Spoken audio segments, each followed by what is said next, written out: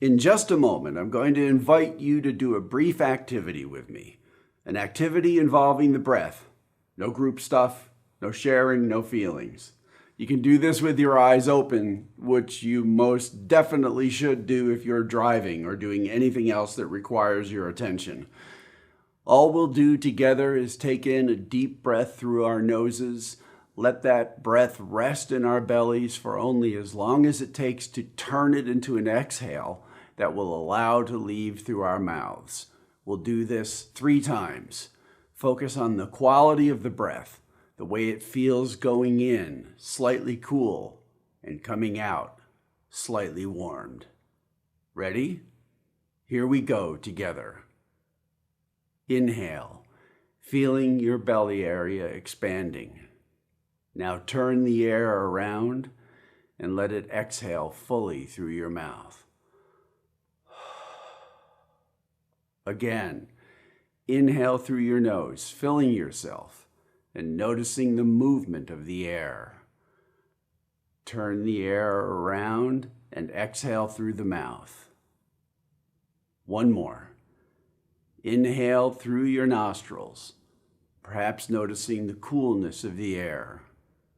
Fill, turn it around, and release it back to the air that surrounds you. You are now on the road to change.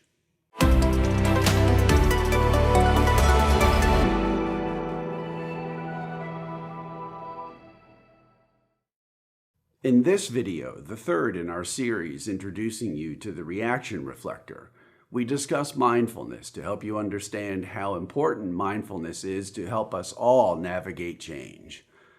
Mindfulness offers the possibility of seeing the multiple perspectives we talked about in episode 1 when we discussed the dialectic. In our next episode, we'll describe a multi-session program we conduct to help people develop mindfulness that helps them become more resilient in the face of change and better able to perceive personal benefit in change and make it real, where without mindfulness, they're more easily stuck in their initial reaction to change and closed to engaging with it. Again, within the dialectic, every thesis has an antithesis, and a synthesis between the two is possible. Every change has an anti-change, which some might want to call resistance. We prefer to think of what some people call resistance as nothing more than initial perceptions of change that have turned into unchanged and unaltered reactions. Since every antithesis has a thesis, then every anti-change reaction is also matched by a pro-change reaction. Our mindfulness program can help people see this dialectic more clearly.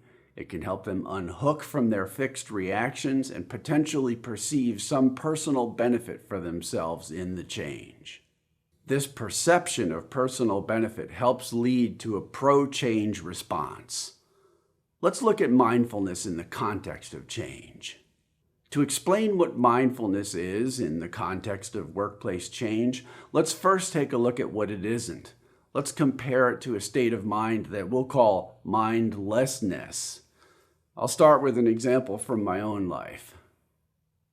I remember once when I was in my 40s, driving on the same road I drove on nearly every day to get to work, to the grocery, to the gym, to get just about anywhere. That road to me was the epitome of the lack of novelty.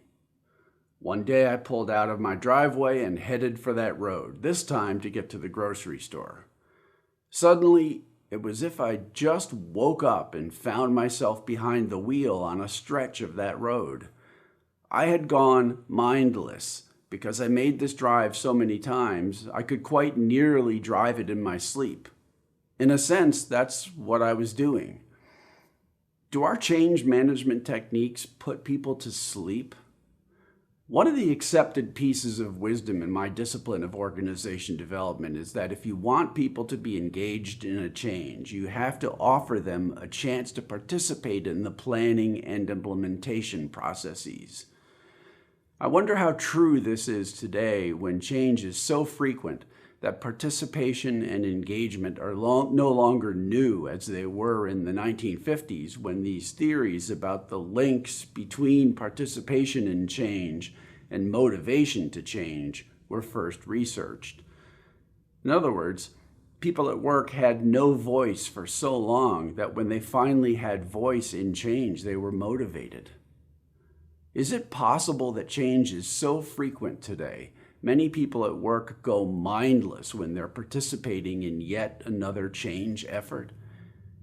If so, we need a new way to help people turn themselves toward change. Let's discuss 3 specific types of mindlessness. First, there's distraction. When we're easily distracted, who we are and what we do is constantly battered by the forces of distraction. We find ourselves pulled first in one direction and then in another instant in a different direction. What we're doing and even sometimes who we are can get lost. Sometimes we want to get lost. After all, time can pass very quickly when we're moving from task to task, and if we're somewhere we'd rather not be, say, at work on a gorgeous summer day, distraction can, distract us. Time passes quickly and we feel like we're not missing out on so much. Comment below in the comment section if you deal with frequent distraction, whether from inside your mind or from the external environment. Do you think I was distracted as I drove mindlessly to the grocery store on that well-traveled roadway? Let us know in the comments what you think. Second, there's the opposite of distraction, hyperfocus. When we're overly focused, we can miss out on valuable information like data about ourselves or others or about a particular strategy or tactic. Being hyper-focused can also seem to make time pass more quickly, which increases our sensation that we're rushing through the more distasteful parts of our day so we can savor the better bits later on. I invite you to write an example in the comments section below if you tend to hyper-focus. Do you think I was hyper-focused on my mindless road trip? If so, what might I have been hyper-focused on? Related to being overly focused is a third quality of mindlessness where we think in dichotomies, as if a conversation, for example, is either all about me or all about you, instead of being all about us. Another manifestation of this either-or thinking is black and white thinking, or the use of cognitive shortcuts to make a quick decision, or as a way of avoiding looking more deeply into a person or a situation. Do you find yourself using either-or thinking as a time or energy-saving shortcut? If so, please describe your experience or your mindset in the comment section. Do you think I was using cognitive shortcuts on my absent-minded journey? It's possible I took an actual shortcut, but I seriously don't remember having done so. Mindfulness. Mindfulness is generally thought to be focus on what is happening in the moment and in each successive moment, both internally and externally. Mindfulness experts tend to consider 3 types of mindfulness: focused attention, open monitoring, and acceptance. Let's take a look at each of these 3 types.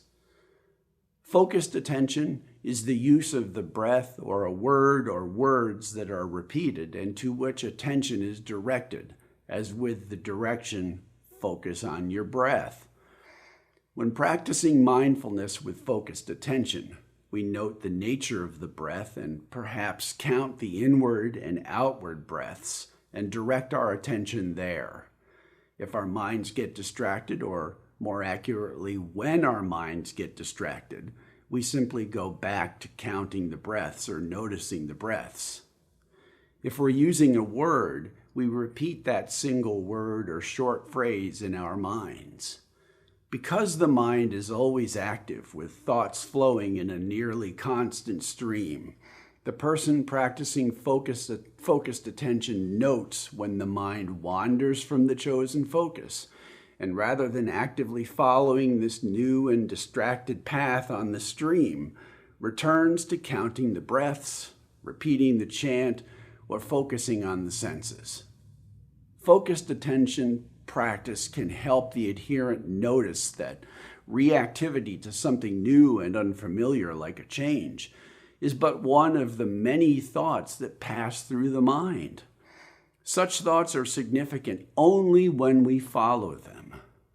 When we realize that our reactions are merely thoughts, just like any others in the stream, we can pause and decide deliberately which thoughts we want to follow and why, and which ones we prefer to let float on down the stream of the mind.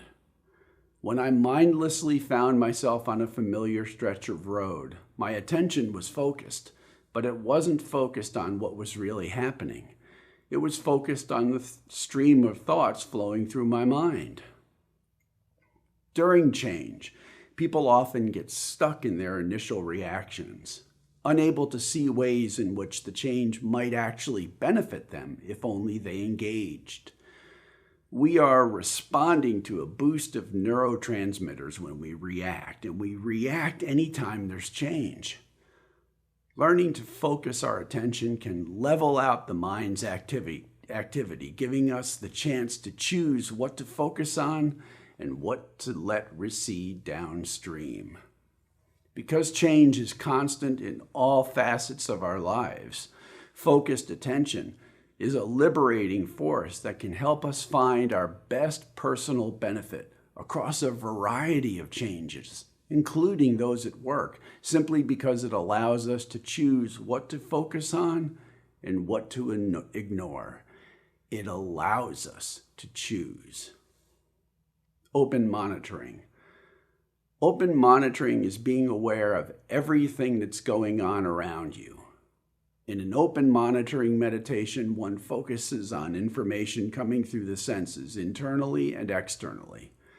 As an example of an open monitoring exercise, I invite you to follow along with what we're about to do if you're not driving or otherwise doing something where you need focused, not open attention. My reason for inviting you to do this is so that you can get a sense of how much information the senses are providing to us continuously. And our perceptions come from our senses, and our reactions are developed through a combination of our perceptions, as you may recall from our second video. So for now, get into a comfortable position, whether that is standing, sitting, or lying down on your back. With your eyes open, imagine yourself as a vessel for taking in information from that great library of knowledge that's passing through your senses even now. Breathe in deeply through your nose as before, and release the breath through your mouth as before. We'll do this breathing 2 more times. In through your nose and out through your mouth. 1 more. In through your nose, down to your belly, and out through your mouth. Now, if you're in a safe place, I invite you to close your eyes with this last exhale. I'll keep mine open, but it will work better for you if you close yours.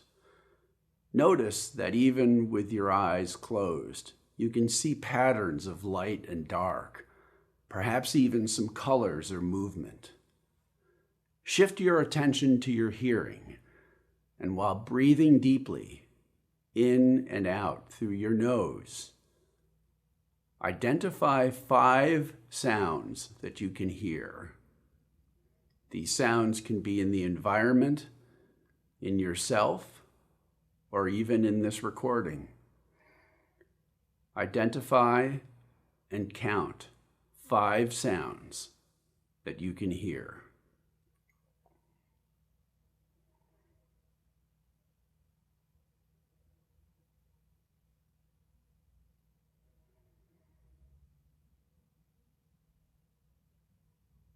Take a deep breath in through the nose after you've counted 5,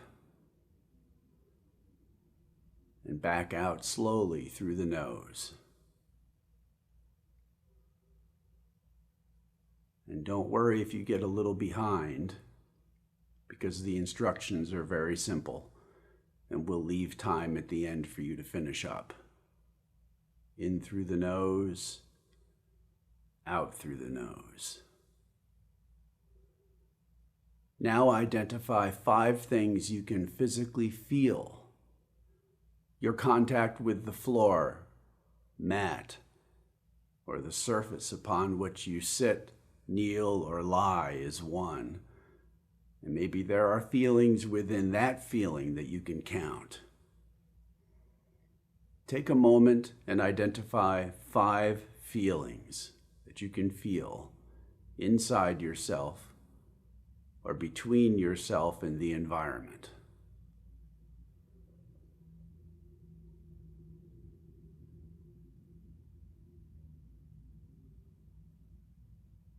When you've identified the 5 feelings, take in a deep breath through your nose and exhale through your nose again. Now use your closed eyes to identify 5 things you can see.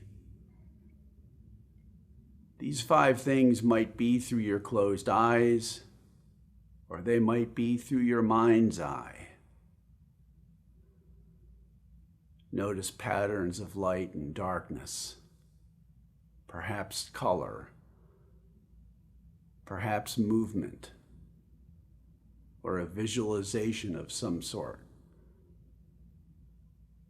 5 things that you can see through your closed eyes. 5 things you can see with your eyes closed.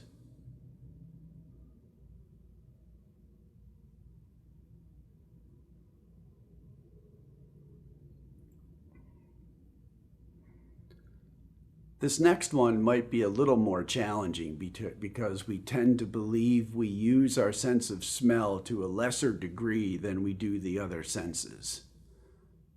Can you identify 5 smells? Perhaps it's a cologne or perfume that you're wearing as 1, the smell of the environment around you. Maybe you cooked something earlier. Maybe there's a constant aroma in the air that you tend not to notice. And in this relaxed state of mind, breathing deeply in through your nose and out through your nose, you're better able to recognize that constant aroma. Notice and count 5 things that you can smell. Now we reset with another deep breath in and out. This time, identify 4 sounds you can hear in your environment. The first time it was 5, now it's 4. Identify 4 sounds you can hear in your environment, either inside yourself, in the environment, or in that interface between yourself and the environment. Notice and count 4 things that you can hear. Deep breath in and out. Now 4 things you can physically feel. 4 things either specifically inside yourself. Maybe you scan your body from head to toe and can notice 4 feelings. Or maybe in the environment, in your interface between the environment, you can feel yourself in contact with that environment. Maybe even perhaps you can notice, even indoors, air moving across your skin. Identify 4 things you can physically feel. Deep breath in and out. Now 4 things you can see through closed eyes. 4 things, 4 patterns, 4 shadings perhaps of light and dark, maybe colors, movement, or even a visualization from your mind's eye. Deep breath in and out, and after the out breath, identify 4 smells. Even if you had trouble identifying 5, you might by now notice a difference, an improvement in your sense of smell. Can you notice 4 smells in your environment? Could even be your internal environment. Maybe you're remembering a smell. After you've counted 4 smells, take a deep breath in and let it out. And notice 3 sounds in your environment. 3 sounds either from within or without yourself. Maybe the sound is in your mind's ear, or the sound is in the environment, or maybe the other sounds that you were hearing earlier are collapsing into 3. Identify 3 sounds. Take a deep breath in and out. And now identify 3 things you physically feel. 3 sensations, either inside yourself or between yourself and the environment. 3 things you can physically feel. Take a deep breath in through your nose and let it out slowly through your nose. And after the out breath, notice 3 things you can see through closed eyes. Perhaps you can only see 3 things now, or perhaps the 5 or 4 things that you saw earlier are collapsing into 3. Or maybe you're starting to see through your mind's eye a oneness, approaching oneness. Identify 3 things you can see through closed eyes. Good. Deep breath in through your nose, turn it around, and out through your nose. Now 3 things you can smell. These 3 things can be actual smells, they can be remembered smells, they can be a subset of what you noticed before, or they can be a collapsing of all the other smells into 3. Deep breath in through your nose and back out again through your nose, and identify 2 things that you can hear. 2 sounds that you can hear in your internal or external environment, or even at the juncture between the 2. Deep breath in and out.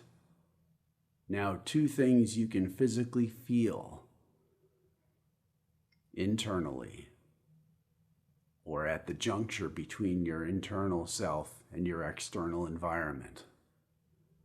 2 things you can physically feel, individually or perhaps collapsing down now into a single entity. Deep breath. Now 2 things you can see through closed eyes and an open mind. 2 things, perhaps larger patterns from the earlier 5, or a subset of the 5. Deep breath in through your nose, out through your nose, then 2 smells. 2 smells either in your mind's nose or in the environment around you, or perhaps from yourself. Deep breath in through your nose, out through your nose. For this last round, on your own and in your own time, notice 1 sound, then 1 physical feeling, then 1 sight, then 1 smell. Remember to keep breathing slowly in through your nose and out through your nose. I'll leave some silence for you to complete this activity. When you're finished, you can scroll forward to where the indication on the screen that we're still in the activity ends, and I start talking again. Take just a few moments on your own now. 1 feeling, 1 sound, 1 sight, 1 smell.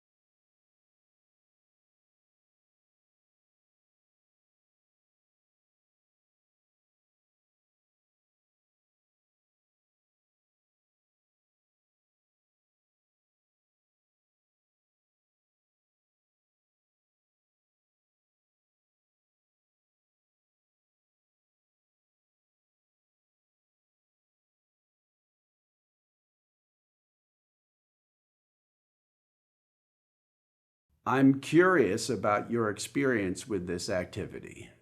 Please leave a comment to share what it was like for you. As you come out of this feeling that you had, what was the experience like? Can you describe that? The purpose of the activity was to demonstrate open awareness, an awareness of all things around and within us. Did you find that you maintained open awareness to all of the sensory information around you, even as you reduced by one the number of things you counted in each round? I certainly did not maintain open awareness in the example I gave earlier about finding myself inexplicably on a familiar road. Our evolution prepares us for losing open awareness. Had a deer jumped out in front of my car, I would have noticed and applied the brakes. Just as our ancestor who became mindless on the savannah would have noticed the gross movement of a lion in the grass.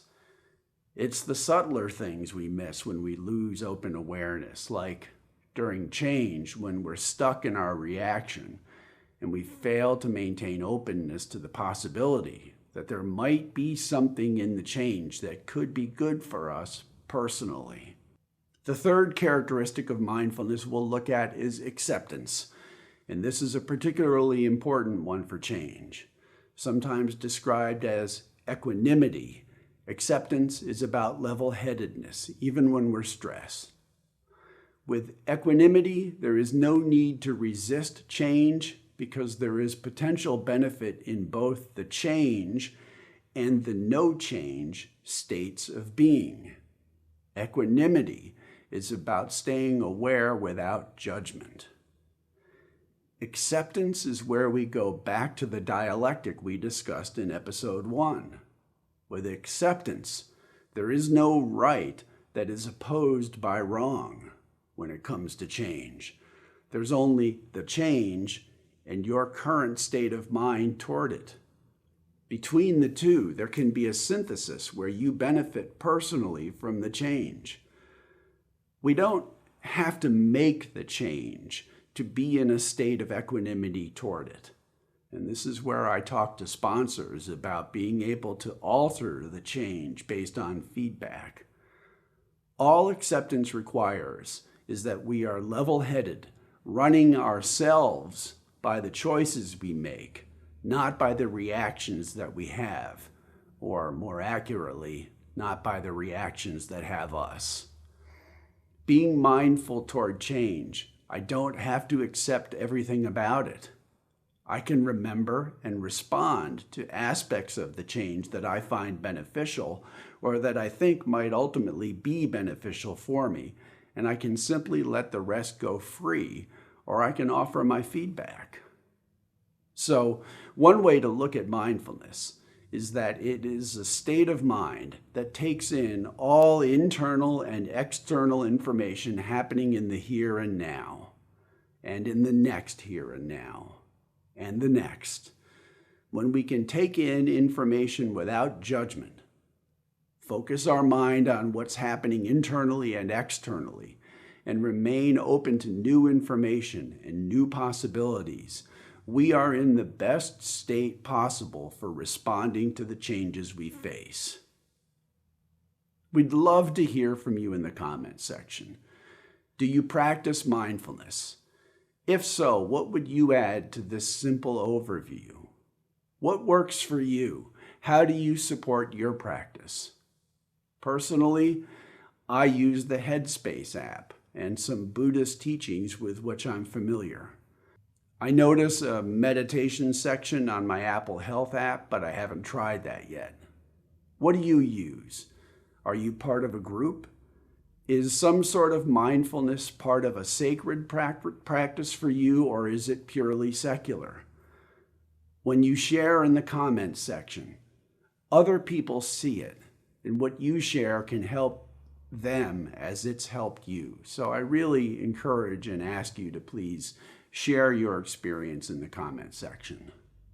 In our next episode, I'll walk you through a program we use to help your people at work and yourself learn to convert reactions to change to mindful responses, and in so doing, directly support the change, either by implementing it or by offering suggestions to help improve it. My original plan was to cover the program in this video, but I decided to keep this one to a manageable length. So that'll be coming within the next 2 weeks. I invite you to take the reaction reflector before the next episode drops. The link is in the description below. If you'd like to be notified about when that next episode, the one with the program overview, drops, click the subscribe button below and the bell to be notified of all videos. If you like this video, please help us out by clicking the like button. Every like helps us come up just a little higher in people's search results. Clicking like is like being an ambassador for the messages we're trying to get out about a better way to change. I'm Glenn Allen with the Change Response. Thank you for watching and for being a part of our little change community.